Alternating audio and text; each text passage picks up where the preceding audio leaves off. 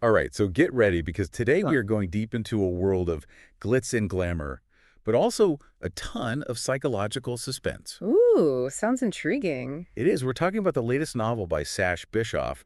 It's called Sweet Fury. Okay, I've heard some buzz about this one. Yeah, and you know we're not going to spoil anything for you listeners. Right, just a little taste test. Yeah, to see if, you want the whole meal. Exactly. So right away in the author's note, Bischoff drops a big clue, like a huge one. Okay, I'm all ears. They were really inspired by F. Scott Fitzgerald. Interesting. And they've even hidden these little references to his books throughout Sweet Fury. Like little Easter eggs? Yeah, almost like a secret code for like readers who were in the know. I like that. And to add even more to that, the book is actually dedicated partly to Fitzgerald's legacy, So clearly there's a connection a there. big one that we need to unpack. Yeah, makes you wonder, what kind of conversation Sweet Fury is having with Fitzgerald's work and themes. Exactly. And that's what we're going to dive into. I can't wait. All right, so now let's bring in our main character, Lila Crayne. Okay. She's like a super famous actress, A-list. Oh, wow. And she's getting ready to film a feminist reimagining of Tender is the Night, which, if you know your Fitzgerald, Uh-huh. is a classic. A classic? So Yeah. here's where things get a little juicy. Okay. To get ready for this role, Lila starts seeing a therapist. Makes sense. Actors often do that to get into character. Yeah, but this therapist, Jonah Gabriel, he specializes in trauma, specifically trauma related to domestic violence. Okay, now that is interesting. Right. So that begs the question, why does she need that specific kind of therapist? Exactly. Well, it turns out she's blocked out this super important memory from her childhood. Okay. The night that her father died in a car accident when she was only 9. Wow, that's heavy stuff. It is. And, as readers, we're immediately hooked because will she remember? What happens if she does? And as a therapist, I can tell you that repressing a memory like that can be a huge roadblock to healing. Absolutely. So Jonah, being a good therapist, decides to try hypnosis. To help her unlock those memories. Exactly.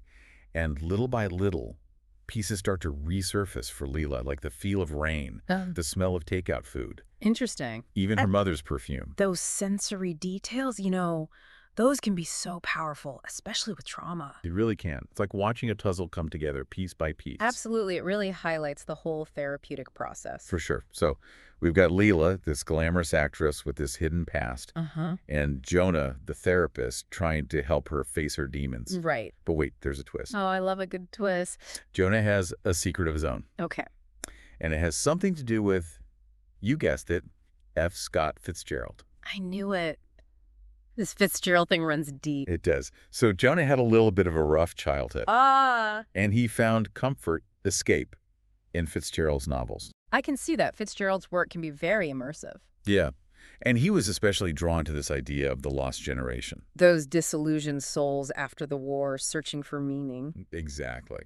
And get this, while Jonah was at Princeton, he was almost obsessed with being just like Fitzgerald. Wow, really? He even joined, wait for it, the same eating club and secret society that Fitzgerald belonged to. Okay, now that's a little, I don't know. It's one thing to admire someone, but to try and replicate their whole life. Right. It makes you question his motivations. Like, who is Jonah really trying to be? Exactly. It's a bit like an identity crisis, maybe. Maybe.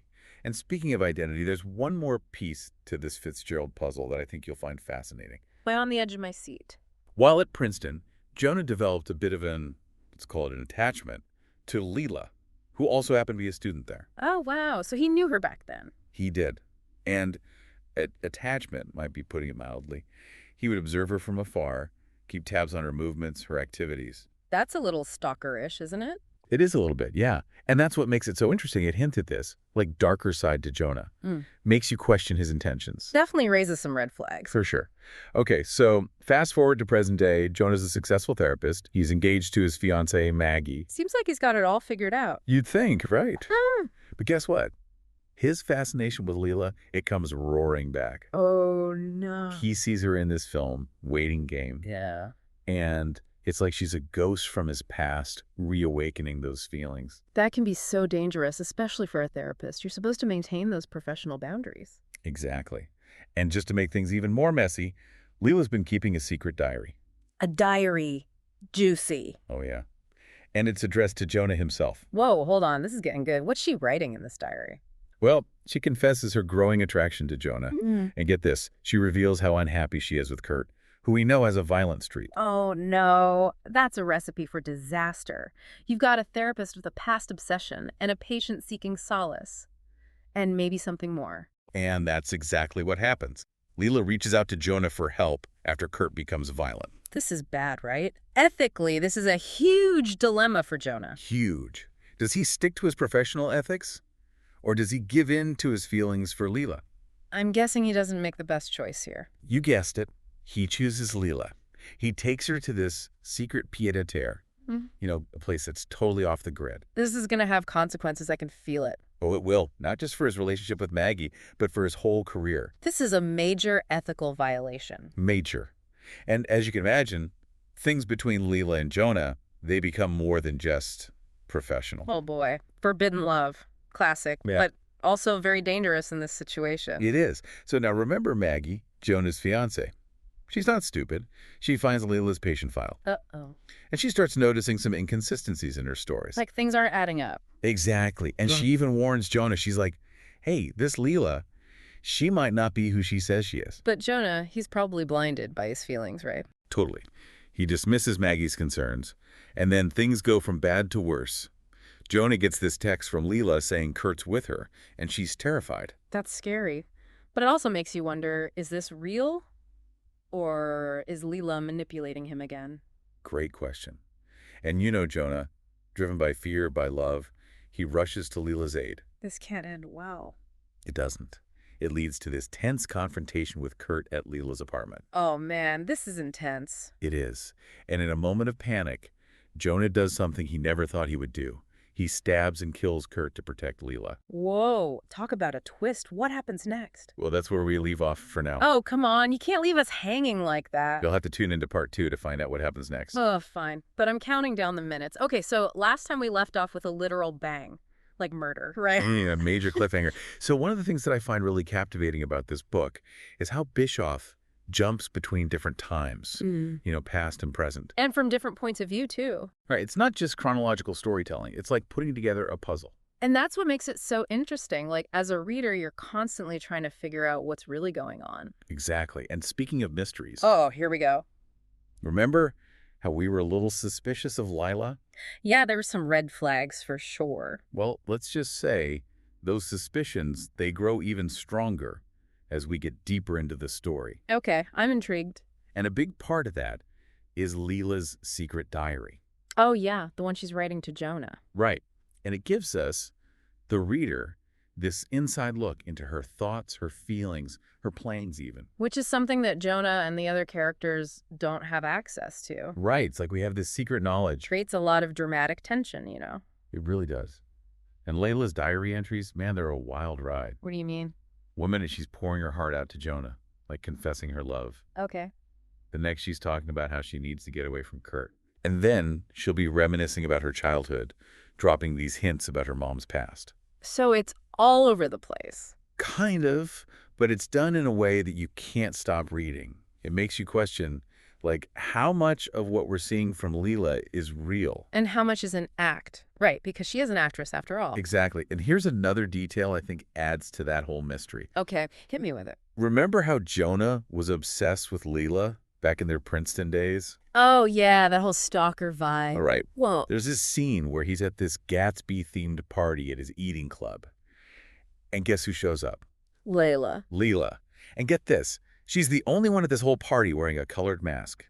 Everyone else, including Jonah, is in white. Whoa, that's a powerful image, like she's set apart. It is. And, it plays into this theme of hidden identities that runs through the whole book. It's like she's this mysterious figure, both alluring and a little dangerous. Exactly. And they end up having this intense encounter at the party. Jonah, hidden behind his white mask. Yeah. He leads Lila through the crowd, away from prying eyes, up this secret staircase to a hidden room. Oh, wow. Sounds like something out of a Fitzgerald novel itself. Right. All very symbolic. And it almost feels inevitable, like their paths were meant to cross, which, just adds to the whole sense of, like, are they going to end up together? Is this fate. And are they supposed to be together? That's the big question. Right. And remember how Jonah promised Lila he would break up with Maggie? Yeah, I was wondering about that. Well, he actually does it. It's a really sad scene, but it shows just how far gone he is for Lila. Like, he's willing to risk everything for her. Even his own happiness. It seems like it. And Maggie, poor Maggie, she sees the red flags from the beginning. Yeah, she found Lila's patient file. Right, she did. She noticed those inconsistencies, warned Jonah that Lila might not be trustworthy. But Jonah didn't listen. He didn't. And then comes that text message from Lila saying Kurt is with her and she's afraid. Okay, so that's what sends Jonah racing over to her place. It does. It's like everything changes in that moment. Yeah. And we're left wondering, is Lila really in trouble? Or is she setting a trap? Right, and that question just hangs over the whole scene. It's so intense. Jonah goes to Lila's apartment, and there's Kurt. Uh-oh. Showdown time. It is. And the tension is like you can feel it radiating off the page. So what happens? Does Jonah try to reason with Kurt? He does, but Kurt's not having it. He's enraged. And Jonah, in this moment of trying to protect Lila, he stabs and kills Kurt. Oh my God. So it's actually Lila who ends up unharmed. Yeah. And it's so brutal, so shocking. But what's even more disturbing is that Jonah justifies it. Like, he convinces himself he had no other choice. That's terrifying. He's completely lost in this delusion. He is. But here's the thing. Lila's reaction to Kurt's death, it's not what Jonah expects at all. What do you mean? She's horrified, distraught. She even accuses Jonah of murder. Whoa, hold on. So she's playing the victim now. It seems that way. It's like this mask she's been wearing, it finally slips, and we see this cold, calculating side to her. So everything we thought we knew about Lila, maybe it was all a lie. That's the question, right? And just when you think it can't get any more twisted. There's more. Oh, yeah. Celia Scott, the actress playing Rosemary in the Tenders the Night adaptation. She enters the picture. And let me tell you, she has her own story to tell. Okay, so where were we? Oh, yeah, Celia was spilling the tea about Lila. Yeah, accusing her of pretty much orchestrating Kurt's death and setting Jonah up to take the fall. But you know what? It gets even crazier. Oh, there's more. Oh, yeah. This is where Bischoff takes us back to Lila's childhood. We start to really understand her relationship with her parents, especially her dad. Who we know is abusive. Exactly. And then, boom, another bombshell. We find out that Lila's mom, driven by her husband's abuse and desperation, she's the one who caused that car crash.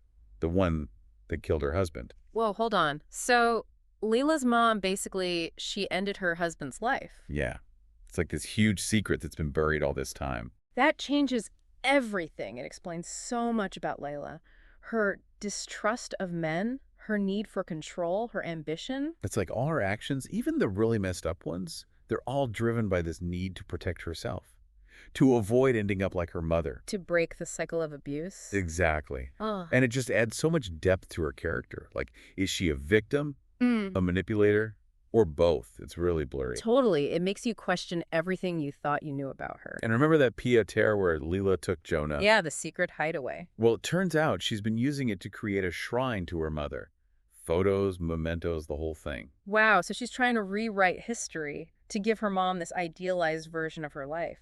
A happy ending. Yeah, and maybe she's trying to reclaim her own story in the process, to break free from all that trauma. But at what cost, right? I mean, she's manipulating people, hurting people to get what she wants. Right, and the way she does it is so clever. She uses her acting skills to create these different personas. You never know what's real with her and what's an act. So she's basically directing her own life like it's a movie, and Jonah and Celia, they're just pawns in her game. It's kind of brilliant in a twisted way. Yeah. And that film adaptation of Tender is the Night, it's not just a job for her. It becomes this metaphor for her own life. Yeah, so? She's trying to reimagine the story, give the female character more agency, more power.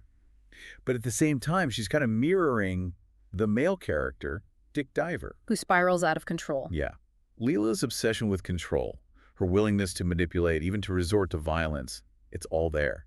And that's where the connection to Fitzgerald, it goes beyond just inspiration. It's a commentary on his work, a critique of the American dream, the dark side of ambition. Exactly. Okay, so without giving away the ending. Just a little hint. All right. Let's just say that Lila's plans, they start to unravel. And she has to face the consequences of her actions. But even then, there's this sense that she hasn't really learned her lesson. It's a bit unsettling. Wow, so it's not a typical happy ending. Not really. It leaves you thinking about, truth, justice, redemption. Is any of it possible? It's not an easy answer. Sounds like a book that stays with you long after you finish it. It definitely does. So I think what we can take away from all this, from Sweet Fury, is that obsession can be incredibly powerful and dangerous, And that the past, it can shape us in ways we don't even realize, even if we try to run from it. for sure. And that appearances can be deceiving. The people who seem the most charming, the most alluring, they might be the ones hiding the darkest secrets. So, the big question, should our listeners check this book out? Absolutely. Yeah. If you want a wild ride, a story that will make you think, make you question everything, then yeah, read Sweet Fury. It's a dark, twisted tale, but it's so well done, so thought-provoking. And a great example of how authors can use classic literature to explore modern issues. Totally. And with that, I think we're going to wrap up our deep dive into Sweet Fury. Thanks for joining us on this crazy journey. Until next time, keep those pages turning.